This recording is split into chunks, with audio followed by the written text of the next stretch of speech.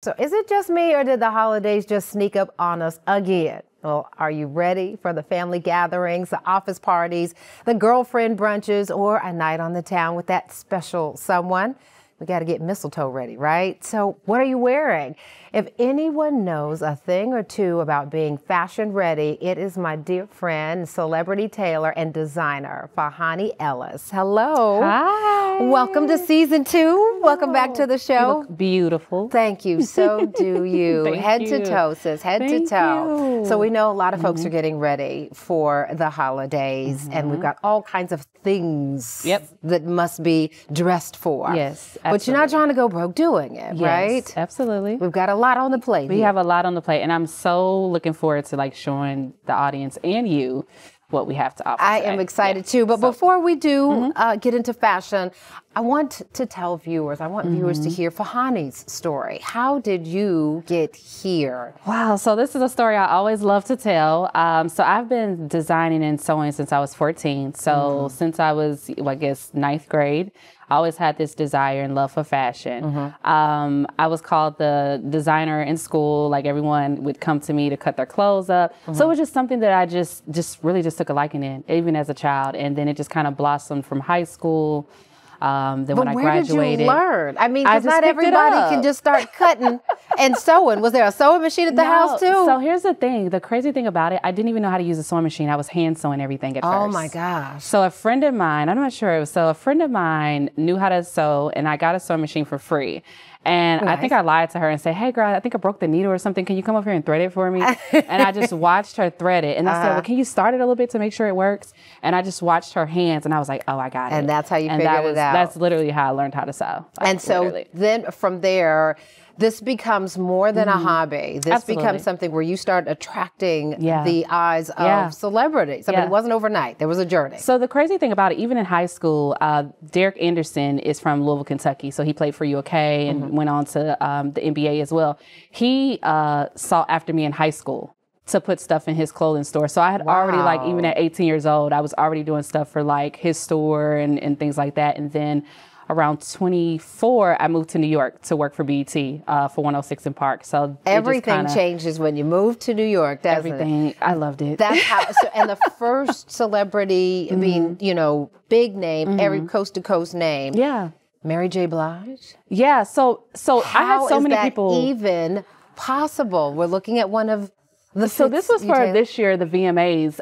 But, you know, honestly, before Mary, I mean, I've been doing celebrities since I was 24. You know, a different rap artist. Then when I went to New York, of course, I was working for 106 in Park. So I was personally doing Terrence and Roxy's clothes, and then all the artists that would come on the show. But yeah, so this year I did the tailoring for her for the VMAs. So. And I think this is about my 6th time working with her. But let's go back to that first time when you get the call or the text, or what does that look like when somebody says, Mary J. Blige loves your work? Well, so, okay, how it happened is I remember I knew that she was already working with a tailor, and I was like, wow, I would love to work with her, but she already has a team. So in my mind, it's like, you know, she has a team, probably not going to happen, right? Yeah. You know, and I respected it. And maybe about 2 months later, they called when she performed in Atlanta. I forgot what show it was for, but she performed and was like, oh, could you do Mary's alterations? And I was like, absolutely, yes. What? You know, so it was definitely a shocker. But yeah, you know, I always just kind of put it out there. And I think sometimes I just say names like who I want to work with, and maybe in delusional faith. Nothing wrong with a good old fashioned manifestation, right? And then it just kind of, it just happens, you know, very effortlessly. Wow, wow. I love that. It does. Let's deep dive into fashion here a little bit. We've got a lot of working women, right, who have got to be able to move smoothly from work and then pop it up a little bit and turn it, maybe hack it, maybe into something where you're going to a party at night. How do we do that? So I think, you know, what we're going to see in the show today, too, you'll see some things that you can transition.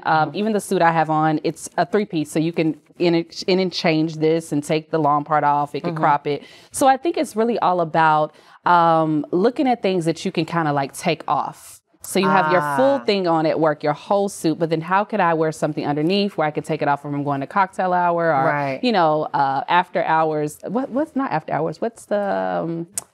I forgot, like after work, you know, when you go after cocktail, work, cocktail hours, hour. So like even when you think about this, so this is like one of the trends for this year. It's the power suit, it's the power look. And we know how much you love a suit. I love a suit. I think I wear a suit every time. So yes, indeed. But yeah, so I think it's all about just making things work together that you could easily just separate them when you want to go from day to night or go from the office to, you know, somewhere with your girls. Or right, because most women at this point don't have time to either take the whole separate outfit or go back home and then change. No. And that's not what we're doing. So this has to be about being efficient but still polishing it up, right? Yeah, absolutely. So let's talk about this. How then you dress this up or unlayer. So unlayer. To make it pop for the evening affairs. I think perfectly, if you look at it, so you could do two things. You could take the coat off and just do, you know, the shirt, the skirt, and maybe tie the shirt up a different way, like do the crisscross. Like there's so many things you could do with the shirt. Or, and for me, I would have took the white shirt off and let, you know, had the skin just do the blazer. Yeah, and had like a black bralette. We're just gonna be out there. Is what we a black bralette underneath. You know, again, layering a black bralette underneath. Take the white shirt off. Did the skirt, and I probably would have switched my shoes. Okay. So something a little bit more sleek and something a little bit more sexy. You know. Got it. So yeah, definitely, you could work them so many different ways. One of many examples that we're going to look at. Except now we're going to bring the models out. We're going from the pictures to the models coming up. Don't go anywhere. The models are putting on the finishing touches to show off some of Fhonia's favorite holiday looks. You do not want to miss the fits coming up after the break. And then later, fellas, we didn't forget about you. Fhonia will give us a sneak peek at holiday fashion. Look for the men in our lives as well. We'll be right back.